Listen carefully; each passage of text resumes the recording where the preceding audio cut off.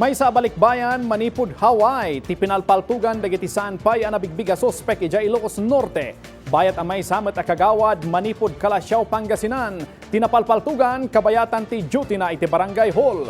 Dagita kenda dumapay a damag iti pulisya, iti Ilocanja. Iti report ni Brigitte Marcasi-Pangosfian. Napapatay ti 56-year-old na Balikbayan na manipud Hawaii ije barangay Aring Badok, Ilocos Norte. Sigun iti Badok Municipal Police Station, naideklara kas dead on arrival ti biktima. Kalpasan a napalpaltugan iti nagduduma apas ti bagina, babaan kadagiti saan pay a nabigbig a riding in tandem.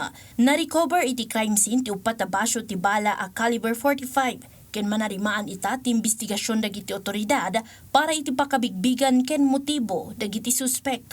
Manarimaan lata ti manhunt operation dagiti otoridad para iti suspek ti panakapapatay ti 31 anyos nga incumbent barangay kagawad iti barangay Poblacion East, Kalasyaw, Pangasinan.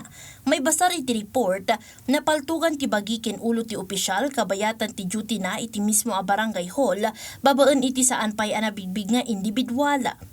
Nabukal metan ti tracker team para iti imbestigasyon ken panakaanop ti suspek. Iti kampanya kontra iti illegal a panagsugal. Naarestar ti upat nga individual kalpasan ana aktuan nga agsugsugal iti Urdaneta City, Pangasinan.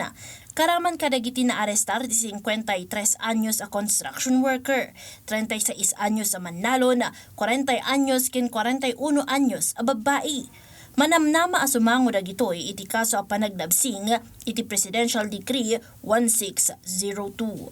Dumanon iti 6.4 million pesos agatad ti mapapati a substandard a cellphone ken mobile phone accessories tinakumpiskar dagiti autoridad iti dua nga operasyon ti CIDG iti Dagupan City, Pangasinan.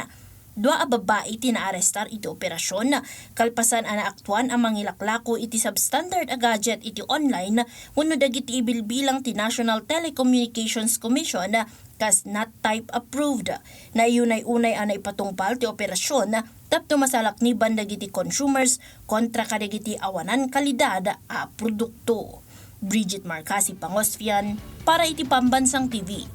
Iti baro a Pilipinas.